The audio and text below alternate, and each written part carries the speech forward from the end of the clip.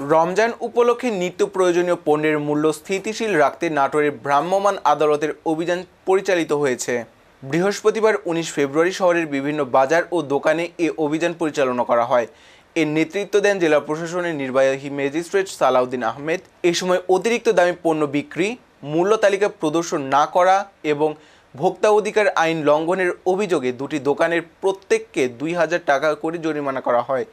ভ্রাম্যমাণ আদালত সূত্রে জানা গেছে, মাহে রমজানকে কেন্দ্র করে কোনো অসাধু ব্যবসায়ী যেন অযৌক্তিকভাবে পণ্যের দাম বৃদ্ধি করতে না পারে সেই লক্ষ্যে নিয়মিত বাজার তদারকি করা হচ্ছে। অভিযানে সংশ্লিষ্ট দপ্তরের কর্মকর্তারা উপস্থিত ছিলেন।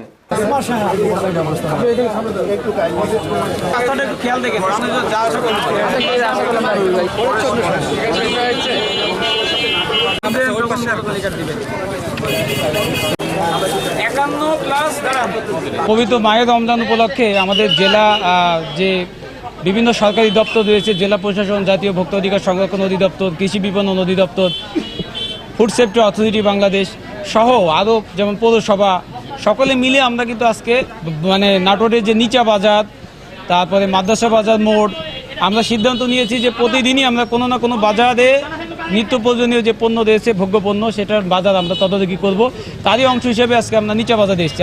আপনারা ছিলেন আমাদের সাথে সকাল থেকে, আপনারা দেখেছেন যে আমরা শাকসবজি থেকে শুরু করে ডিম, ফল, মুদি পণ্য ইত্যাদি তৈরি করে এরকম সামগ্রী, খেজুর, আমরা এই সকল যে বাজার রয়েছে ভোগ্য পণ্যের, এগুলি আমরা কিন্তু তদারকি করছি এবং আমরা তদারকিকালে বেশিরভাগ